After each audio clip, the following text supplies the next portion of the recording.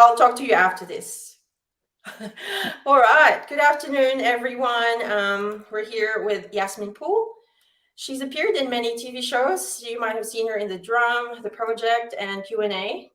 Yasmin also has received many awards, including this year's Young Global Influencer of the Year, and she's also working at the World Bank. Thanks for joining us this afternoon, Yasmin. Of course. Great to be here. Before we begin, I would like to acknowledge the traditional custodians on the land at which we're streaming today. I'm streaming from the Bunurong and Wurundjeri Woi-wurrung peoples of the Eastern Kulin Nation.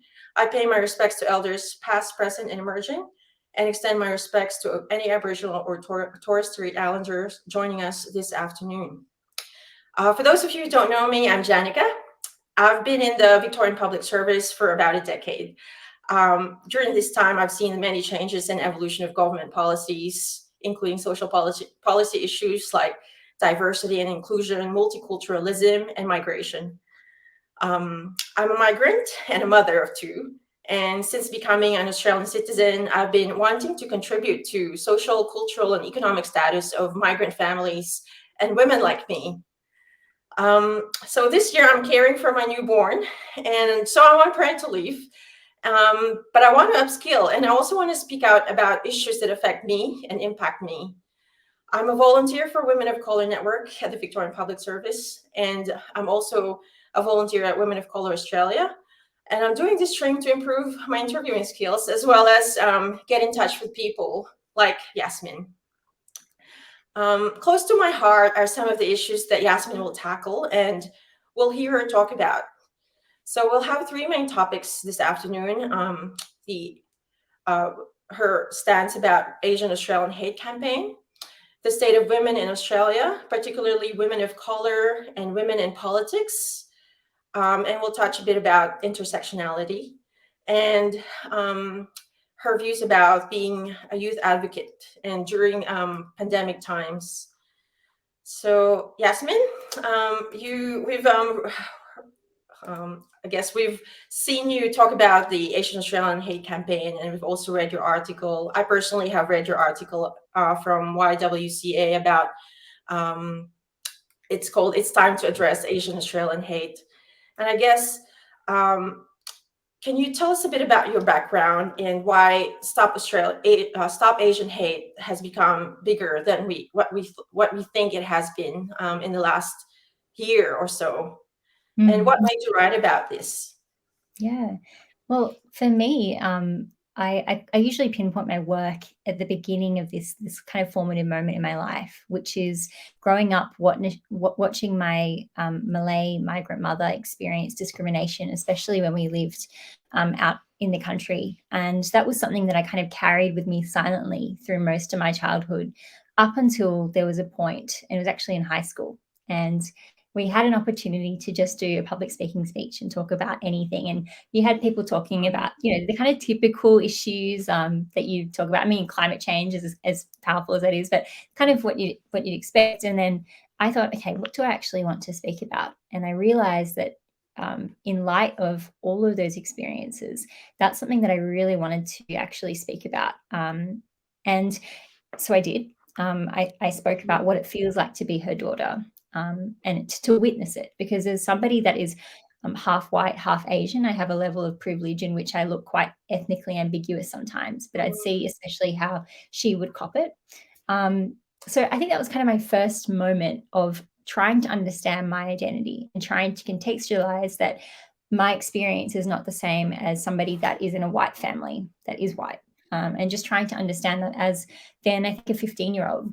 So that was kind of my first foray. And from then I kind of was thinking, well, what am I passionate about?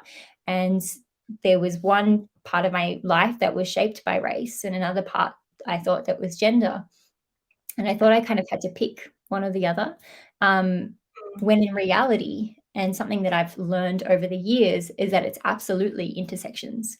Class, gender, race, all of these things, it's intersections. And that's been something that I've really enjoyed exploring and understanding, that I can talk about my experience as an Asian Australian woman, and that adds to conversations both about gender and race. So in terms of, I think, why I was particularly interested in writing about this topic is I was seeing the conversations that have been happening in the US.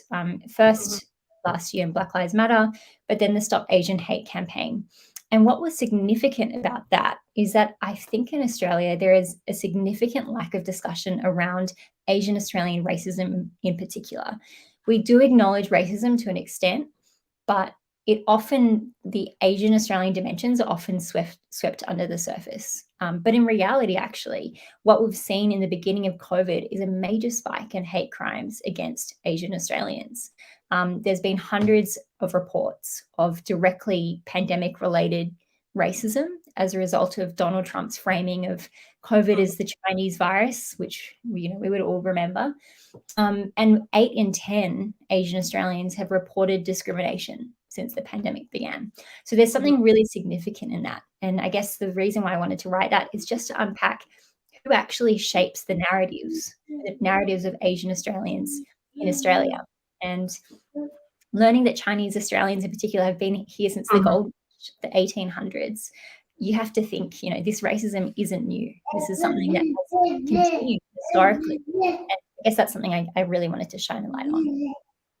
No, thank you for imparting that knowledge to us. I know I've also seen some the incidence reports that have been published.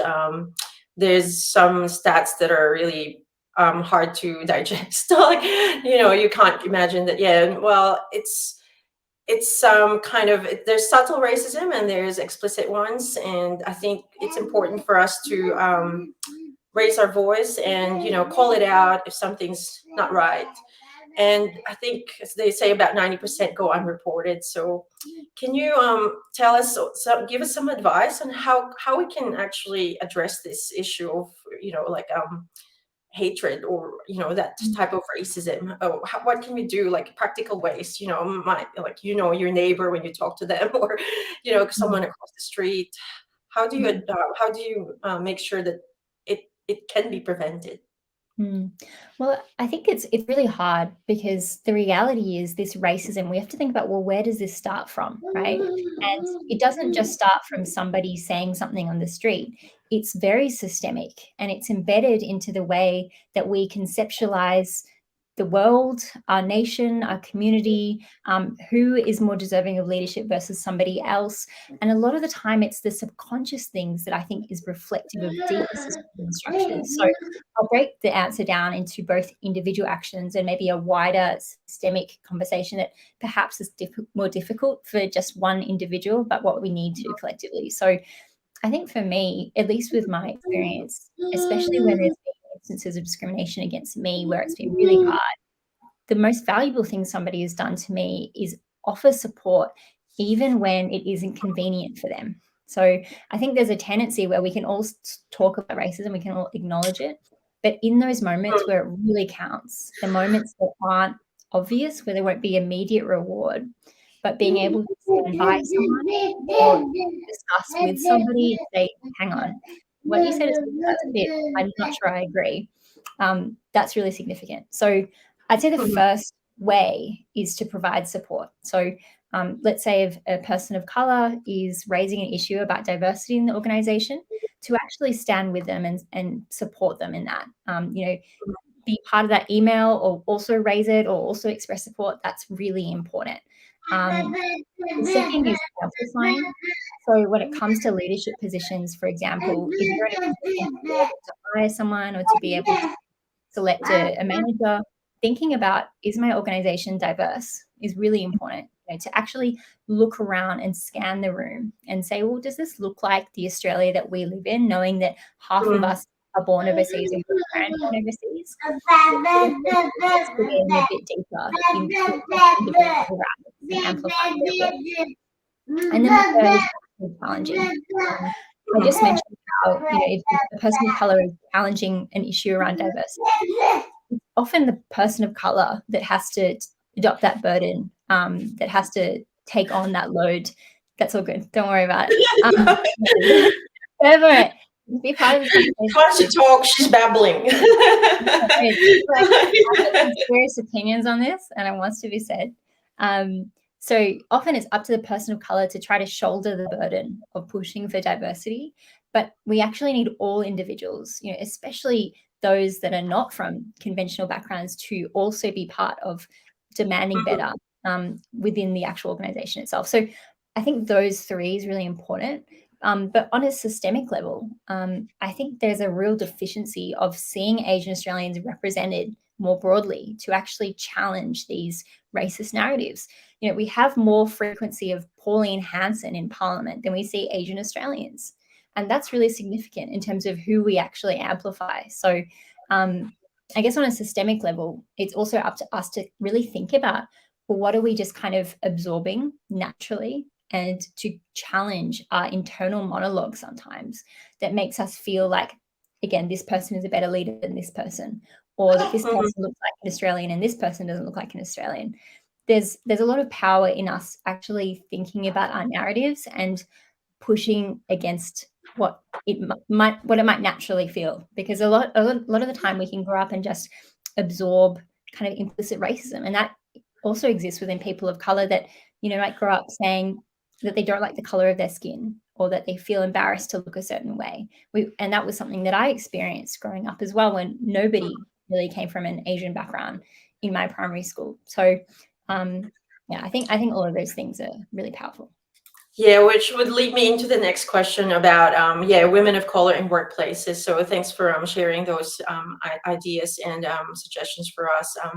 I know that as an Asian, Australian, I'm originally from the Philippines, and I've experienced subtle, both subtle and explicit racism in places that I've been, not just in Australia, but in other parts of the world. And over these years, I've in maybe over the last 5 years in Australia, I've seen more and more of campaigns come out and making us more like empowering each other to make this more a normality rather than an exception. Like in terms of women of color movement, for example, there is a lot of publicity now, and we're seeing more and more people join and identify themselves as women of color.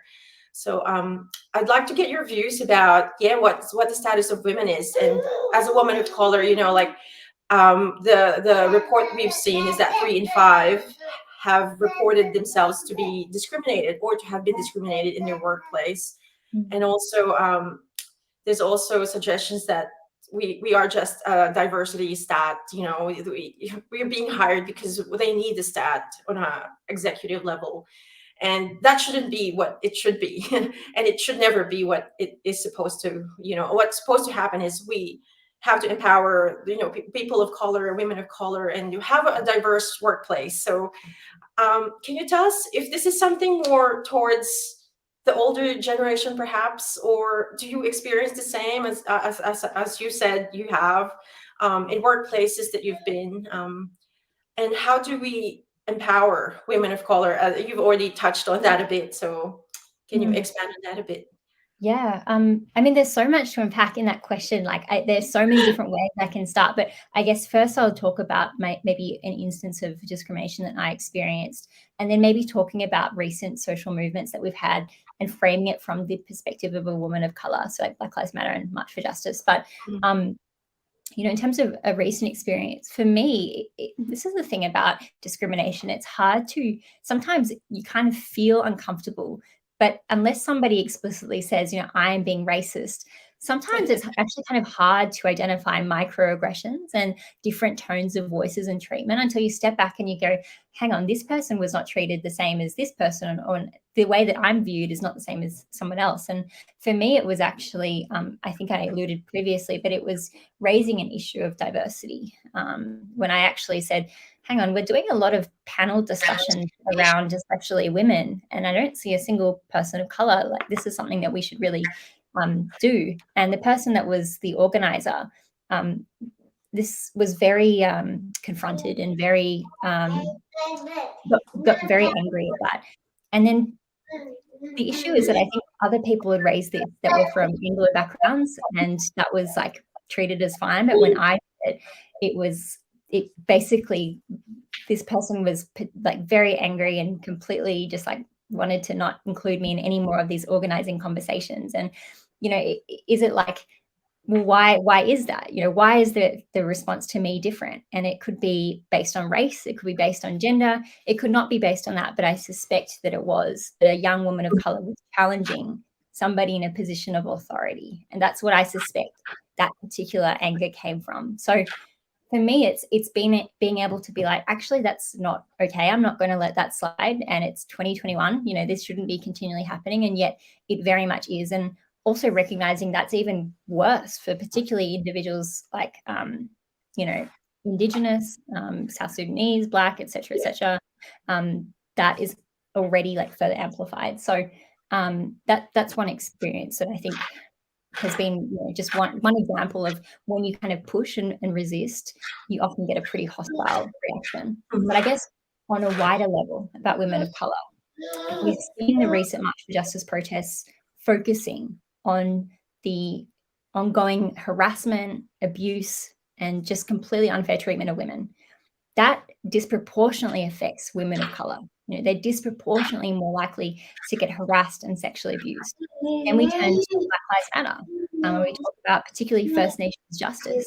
But within that, First Nations women experience continue to be marginalized, including through incarceration, domestic violence, rates of poverty. So there are always gendered effects to all of these different social movements. And the issue is that the reality is that women of color bridge these different worlds. You know, it's not something that is just exclusively a woman issue, it's a issue.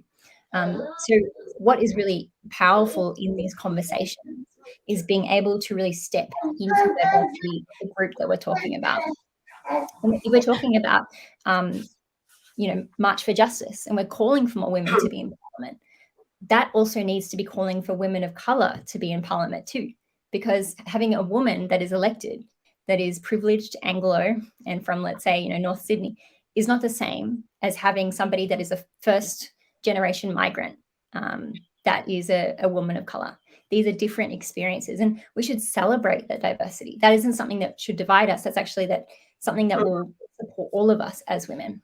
So I think actually, you know, having women of color are actually a really interesting group in that we bridge all of these different experiences.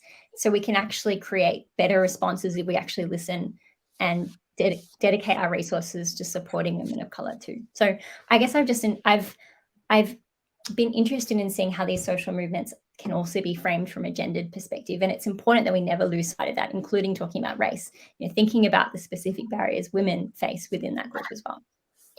Great. No, really good thoughts on there. I just want to tell people who are watching, if you have any comments, you can add in your comments on the stream link, or where I've posted it on LinkedIn or Facebook, and we can read it out and ask Yasmin what her viewpoints are. My next topic is women in politics. So women in politics is very interesting because you've appeared in I think conversations in Q&A on this, and you have very, very strong points of view, and we really admire your position on those things. So we've continued to see and hear the poor treatment of women in politics in our parliament, in our federal parliament, and it's really sad, but it's also inspiring. So we've heard you know, sexual abuse, harassment, this misogyny. I'm personally sick of it, and I don't know what to do. I'm like, I'm an average person who's watching and reading news, but I've watched edible crabs misrepresented. So I have 2 daughters, and I feel like, oh, don't go anywhere near these careers because it's just not good. And you've published an article in Sydney Morning Herald about this, that, you know, girls 18 to 25, and that in that year do not have any interest in politics, 0%, and that's pretty bad. How can we improve the situation, you know, for people who are watching or will watch this later on? How can we contribute to this narrative that, hey, women are probably a lot more significant contributor to this society in Australia? And On a personal note, would you consider running? Wow. Well, yeah, I think the first part about that statistic that 0% of young women aspire to enter politics, that is so like we need to step back and think about what that means. That the fact that we could not find out of thousands of young women a single woman that wanted to put her hand up and run. What does that mean for democracy if we can't get young women to even want to run to represent their community? What does that actually say about democracy and who is listened to within the current state of politics? And I think that statistic says it all, that consistently young women are just not even conceptualized, thought about, discussed within Parliament. And that's really damaging if we're going to be making decisions that will affect generations to come. And it couldn't be more important during an international pandemic to ensure that all people's views are listened to and respected and heard.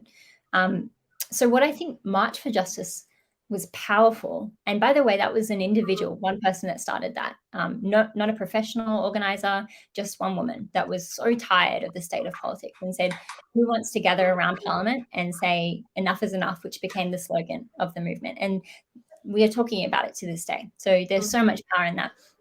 But what I've actually really noticed is these conversations are driven particularly by young women.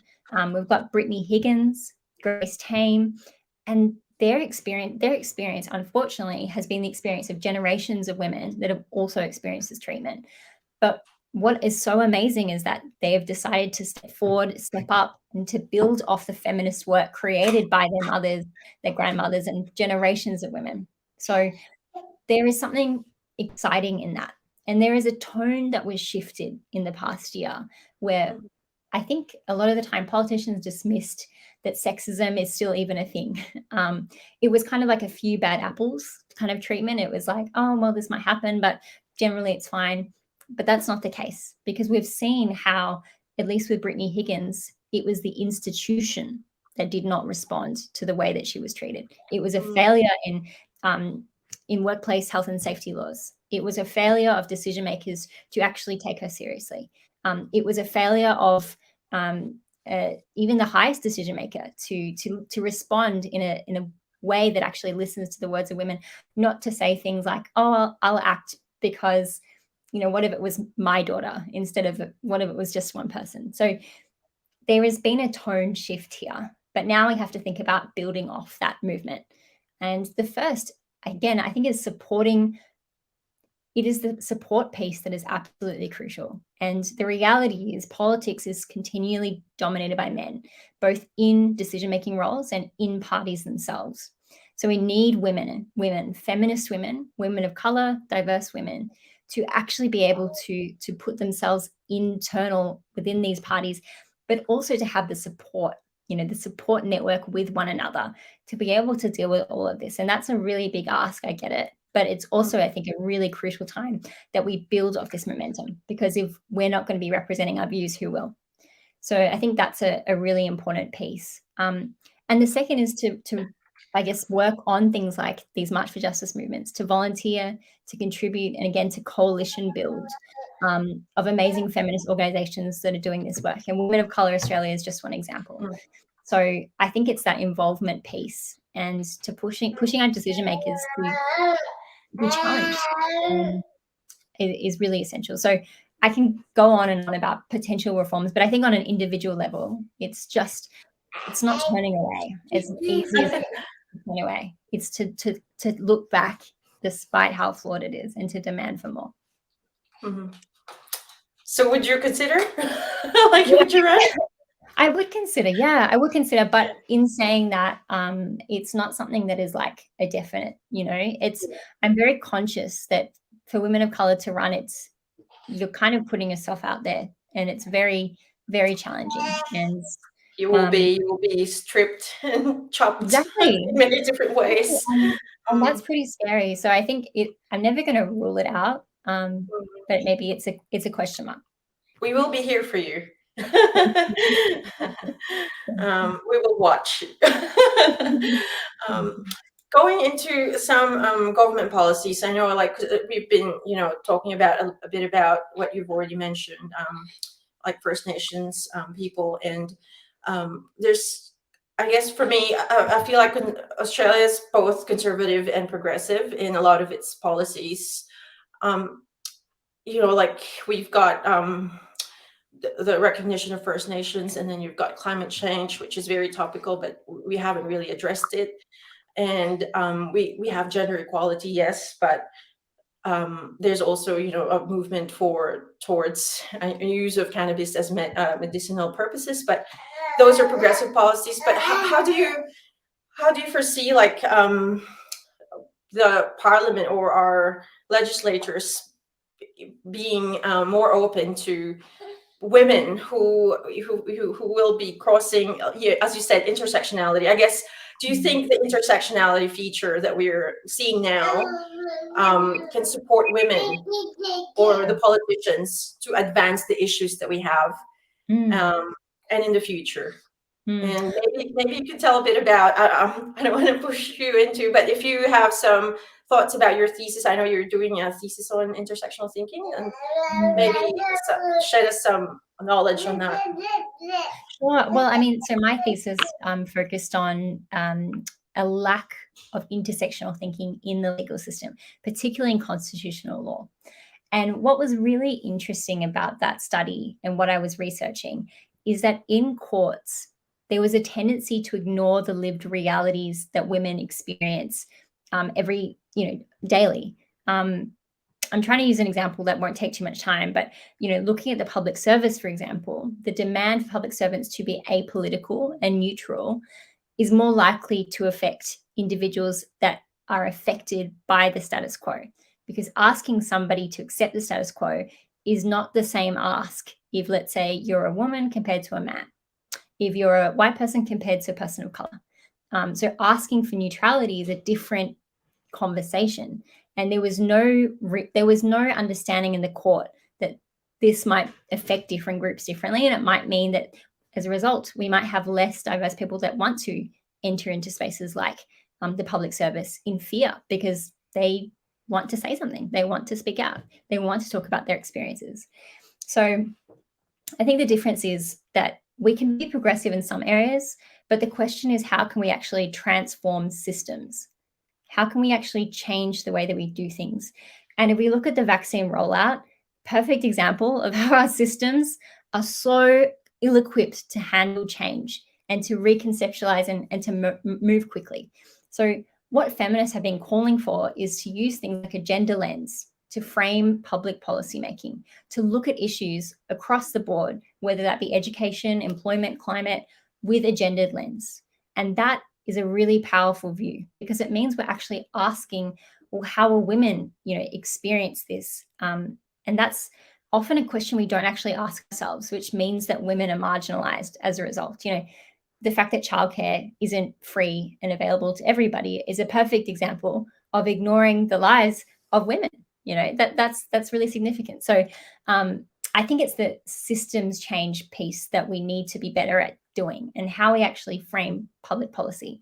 And something I really want to do when I do higher studies is looking at how can we develop public policy from an intersectional perspective, and how do we actually, in the beginning part of policy, think about these groups versus at the end when we're fixing up a mess. And the COVID strategy is a perfect example of how certain groups can be marginalized because we haven't thought about the realities that these groups experience. So I think that's kind of where it comes down to, and thinking about framing and challenging status quo thinking of, who is an Australian? Well, who comes to mind when you think of what an Australian is? What demographic is actually privileged by putting funding into, let's say, construction in the budget versus not putting it in retail, accommodation, hospitality, female-led industries? So I think the key for me is a gender lens, and particularly an intersectional gender lens that I really want to see. And that includes things like capturing data about women of color. So if we look at data around the pay gap, there is no capturing of women of color and their pay gap compared to Anglo men. It's only women versus men. So being able to expand our data collection and to create a gender intersectional lens is very vital, I think, to transforming how we think about social issues. No, that is very insightful. I definitely agree with, putting more data in the like data fields for gender-based questions, because that's something that we never really kind of like, why do we need that? Someone hasn't really suggested it, or if it did, it got we don't need that. It got stricken out straight away. So because Well, yeah, it's and I'll add as well, even with the census, right? There was no question around ethnicity. There was a question around where like your ancestry, but if you've lived in Australia for 5 generations, you could tick German, but it isn't the same as asking what your actual ethnicity is. So it's these simple like lack of failure to actually ask questions in data that creates serious results for who is seen and who is not seen. So that's certainly a piece I want to explore a bit more as I graduate. I'm just mindful of the time, Yasmin. Now, I just want to go into the last topic, which is about your youth advocacy. So, your achievements, at such a young age, you're only 22. You have it shows your strong ability to really influence the youth of today and governments all around the world. I'm definitely a fan and a follower, and I'd like to see more of you and what you'll be doing in the future.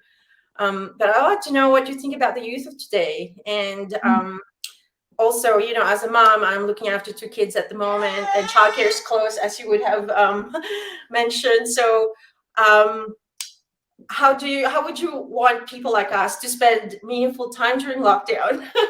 Yeah, would like to hear your thoughts about it. Mm. Well, what's exciting about young people is that I think we're really, and again, as somebody in this generation, I don't want to start acting like it's only this generation that challenges. I'm very well aware that's not the case.